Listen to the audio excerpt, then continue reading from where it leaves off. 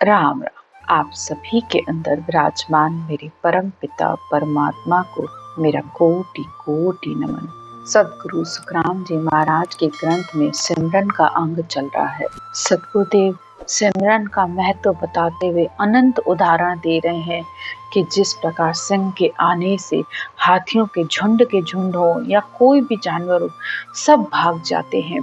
बिल्ली को देखकर जैसे चूहा भाग जाता है, गरुड़ को देखकर जैसे सांप भाग जाता है, इसी तरह जो आत्मा ज्ञान सुनकर चेतन हुई है और जिसको ये सत्य शब्द आ गया, तो फिर उसके अंदर कोई अशुभ विचार, अशुभ संकल्प कुछ भी नहीं रहता है बाकी।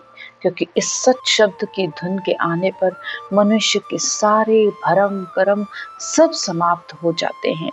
आगे सतगुरुदेव कहते हैं, कहाँ ओस को नीर फूस को तप कहाणो, यानी ओस का पानी भी जल ही कहलाता है, लेकिन उससे प्यास नहीं बुझती है और ना ही ओस का जल किसी के काम आता है। फूस को तप कहाणो, इसी तरह फूस में जो आग लगती है वो भी किसी काम की नहीं होती है।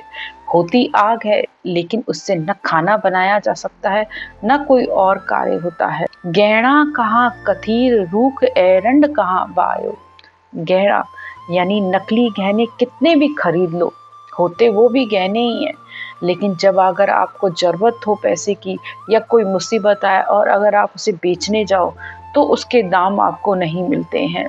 इसी तरह एरेंडे का वृक्ष भी वृक्ष ही कहलाता है, लेकिन उसकी छाया में न तो कोई बैठ सकता है और ना ही उसकी लकड़ी कोई काम आती है। इसी तरह आगे सतगुरुदेव और भी बहुत से उदाहरण देकर कह रहे हैं, धुएं का क्या कोट घड़े को मोती लीजे, आंख काट का महल झूठ एक के तो एक रीजे। सतगुरुदेव कहते हैं कि धुएं का कोट चारों तरफ हो जाता है, लेकिन फिर भी उससे किसी की रक्षा नहीं होती है। पानी का घड़ा दूर से देखने पर बिल्कुल मोती की तरह दिखता है, लेकिन क्या वो सचमुच में मोती होता है? नहीं। आंख की लकड़ी का मैल किसी के काम नहीं आता है। इसी तरह झूठ असत्य को सत्य समझ लेने से वो सत्य नहीं होता है। आगे सतगुरुदेव कहते हैं, बादल की क्या छां जाल डोको घर आणो, केवल बिन सुखराम नाम ऐसो सब जानो। सतगुरुदेव कहते हैं, जैसे जले हुए पौधे को अगर घर पर लाकर उसे जमीन में डाला जाए उसके बीज को, तो क्या वो कभी पौधा होगा? कभी भी नहीं होगा, न कभी वो वृक्ष बनेगा। इसी तरह बादल की छाया कितनी हो जाए पर उसको जाते देर नहीं लगती है। बस ऐसे ही संसार के अनेक ही साधन करनी और करनियां हैं। आप परमात्मा प्राप्ति के लिए कितने ही साधन कर रहे हो, तपस्या कर रहे हो, यज्ञ कर रहे हो, हवन कर रहे हो, तीर्थ कर रहे हो, सब अच्छा है, लेकिन सब शुभ लक्षण है। सबसे सिर्फ आपको संसार के सुख की प्राप्ति हो सकती है, लेकिन परमात्मा की प्राप्ति तब तक नहीं होगी जब तक ये सत शब्द रूपी धुन नहीं आएगी, इस नी अक्षर नहीं आएगा, तब तक आप परमात्मा से ये आत्मा मिल ही नहीं सकती। संसार में सब संतों को नमन है, कुछ भी बुरा नहीं है। जो तपस्या कर रहा है वो अपने इस शरीर को कष्ट दे रहा है, इतना तप कर रहा है, तो उसको नमस्कार है। लेकिन वो कितना भी तप कर दे, इस शरीर तक को भी जला दे, लेकिन फिर भी वो सत्शब्द नहीं आने वाला। तो सतगुरुदेव इन सब उदाहरणों से यही बता रहे हैं कि सिमरन के महत्व को समझिए। कह सुखराम शरण हर तेरी मोए बताई, भजन किया कर्म कटेगा कटे पलक के माही। तो सुखराम जी महाराज कहते हैं कि हे परमात्मा, तेरी शरण लेने पर, तेरा भजन करने पर ही ये मनुष्य के कर्म कटते हैं। और एक पल में कैसे, जब इस सत्य शब्द रूपी धुन का संग होगा तभी आत्मा के कर्म कटते हैं, इसके बिना कट ही नहीं सकते। क्योंकि प्रारब्ध तो मीठा करके भोगना ही पड़ता है हर आत्मा को, और संचित कर्म रटना से कटते हैं और क्रियमान कर्म त्याग से कटते हैं। कि अब परमात्मा की शरण ली है तो अब हम कोई भी बुरा कार्य न करें, तो आत्मा इन तीनों कर्मों से छूट जाती है।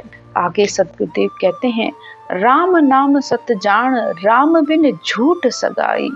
सिर्फ एक राम का नाम ही सत्य है, बिना राम के भजन के, बिना परमात्मा के नाम के सब कुछ झूठा है।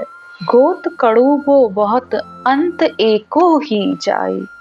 कितने ही आपके सगे संबंधी हो, कितना ही बड़ा परिवार हो, बच्चे हो, पत्नी हो, बहुत सब कुछ हो आपके पास, लेकिन अंत में मनुष्य को अकेले ही जाना पड़ता है। जो उसने जीवन भर कमाया, जो भी इकट्ठा किया, कुछ भी उसके साथ नहीं जाता है। हटवाड़े को लोग आण ग्रही सब भेला। तो सदगुरुदेव कहते हैं कि जिस प्रकार मेले में सब लोग इकट्ठे होते हैं, बस एक परिवार में किसी को लेने आए हो, किसी को देने आए हो, किसी का कोई कर्म, किसी का कोई कर्म, सब अपने अपने कर्मों के अनुसार इकट्ठे हुए हैं। ऐसे ही कोई किसी के साथ एक घर में नहीं होता है, कुछ न कुछ कारण होता है, किसी को देने, किसी को लेने, बस इसलिए इकट्ठे हुए हो। आप आपके काज आनी सब ही हुए भेला। तो सब अपने अपने काम के, अपने अपने कर्म के अनुसार एक जगह इकट्ठे हुए हैं। बिणज करे व्यापार संच अपने घर जावे। तो सब अपने अपने कर्मों के अनुसार फल को भोग कर चले जाते हैं। कि जैसे मनुष्य अपने कार्य के लिए किसी जगह सौदा करने तो गया, लेकिन उस सौदे में उसने मुनाफा तो नहीं कमाया, बल्कि जो अपना धन था वो भी खर्च करके आ गया और लुट के आ गया। तो ऐसे ही परमात्मा ने ये श्वासा रूपी पूंजी दी है, इस संसार में ये मनुष्य जन्म देकर भेजा है कि उस परमात्मा प्राप्ति का साधन करो, लेकिन मनुष्य अपनी बुद्धि ही नहीं लगाता और ऐसे ही व्यर्थ खाली हाथ चला जाता है। आगे सदगुरुदेव कहते हैं, यों ग्रह में सब जीव हाट मंज भेला होई, नफो समझियो होए वस्तु मोलावो कोई। सदगुरुदेव कहते हैं कि बस इसी तरह जीव जैसे मेले में इकट्ठे होते हैं, इसी तरह एक जगह परिवार में इकट्ठे हुए हैं। बस वह इस चीज की समझ होती है, बुद्धि से अगर काम ले तो वह नफे का सौदा भी कर सकता है। परमात्मा ने ये श्वासा रूपी जो धन दिया है, इस श्वासों के आधार से जब सदगुरु विधि से भेद लेकर भजन करते हैं, तो इस एक एक श्वास की कीमत 70 करोड़ नाम के बराबर होती है। तो वो कितने अपनी रात दिन इन श्वासों को व्यर्थ गंवा रहा है, जिससे मोक्ष की प्राप्ति हो सकती है, उसे परम पद की प्राप्ति भी हो सकती है। लेकिन मनुष्य अपनी बेवकूफी में ही हर समय सोच विचार और संकल्प विकल्प में ही अपना समय गंवा देता है। गाफल गोता खाए गिरह का दाम कमावे, भांड भया देखाए फिर पीछे पछतावे। गाफिल यानी सिर्फ बेसमझी में गोते ही खाता रहता है, और जो धन मिला था परमात्मा से, वह इस मनुष्य शरीर से इस आत्मा को मुक्ति मिल सकती थी, आत्मा इस जन्म मरण से रहित हो सकती थी, परमात्मा का स्वरूप बन सकती थी, लेकिन सिर्फ अपने मन के कहे अनुसार चलने पर वो सारी पूंजी अपनी ऐसी व्यर्थ कमा कर चला जाता है। सदगुरुदेव कहते हैं कि जैसे भांड होता है, उसको दिन भर धोने पर भी बहुत साधारण सी वस्तु मिलती है, बस ऐसे ही बिना भेद के अगर आप दिन भर राम राम भी बोलते रहो या कोई भी मंत्र बोलते रहो, सिर्फ एक श्वास में ही, तो इस 3 लोकों से, इस जीव भाव के सुखों से आपको प्राप्ति हो सकती है। लेकिन मनुष्य की 84 नहीं कटती है और फिर पीछे पछताता रहता है। मेलो बिखर जाए फिर कारी नहीं लागे, ओ अवसर सुखराम फिर मौसर नहीं जागे। अब मनुष्य जन्म तो मिला, लेकिन उसकी कीमत नहीं समझी और आत्मा इस शरीर को छोड़कर चली गई। कहते हैं कि अगर इस मनुष्य शरीर से परमात्मा प्राप्ति का कार्य नहीं करते हैं, तो ये आत्मा भी मनुष्य को बहुत धिक्कारती है और इस शरीर को ठोकर मार कर चली जाती है कि मैं आई तो इस शरीर में अपना कार्य करने के लिए थी, लेकिन तूने मेरा वो कार्य नहीं किया। तो वह इस मनुष्य जन्म को धिक्कार है, जो परमात्मा प्राप्ति के लिए कोई भी उद्यम नहीं करता, कोई भी कार्य नहीं करता, कोई भी साधन नहीं करता।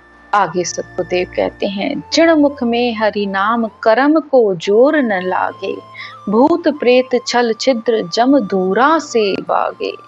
सद्गुरुदेव कहते हैं कि जिस मुख में परमात्मा का नाम हो वहां कर्म लगे ही नहीं सकते, क्योंकि रटना चलती रहेगी तो मनुष्य के अंदर जागृति चेतना होश रहेगा कि मैं कोई भी ऐसा बुरा कर्म न करूं कि मेरी आत्मा को फिर वापस इस 84 के चक्कर में आना पड़े। उस आत्मा से भूत प्रेत छल छिद्र जम सब दूर रहते हैं। जिस जिस घर में जिस परिवार में जो आत्मा इस ग्रंथ को सुनती है, बाजती है, रटना करती है, तो वहां भूत प्रेत आ ही नहीं सकते। विषय व्याध सब जाए रोग व्यापे नहीं कोई, न कोई विषयों का जोर चलता है, ना ही आदि व्याधि उपाधि, ये तीनों ही मनुष्य के रोग चले जाते हैं। 84 काट जीत जन निर्मल होई, 84 मनुष्य की कट जाती है। इस सिमरन का, इस ब्रह्म के नाम का इतना प्रताप है कि मनुष्य जन्म मरण से रहित हो जाती है। उसकी ये आत्मा निर्मल यानी मल से रहित हो जाती है। सारे विषय विकार उसके दूर भाग जाते हैं। देव करे प्रणाम विष्णु ब्रह्मा शिव चावे, जन सुखिया निज नाम ब्रह्म के माहे मिलावे। सब देव उस आत्मा को प्रणाम करते हैं, ब्रह्मा विष्णु भी उसको चाहते हैं। पर सद्गुरुदेव कहते हैं कि इस निज नाम की भक्ति करने पर उस परम पद की प्राप्ति हो जाती है। आत्मा इस संसार के सारे दुखों से मुक्त होकर सत्स्वरूप आनंद पद में समा जाती है। आज की ज्ञान की चर्चा यहीं तक। राम राम।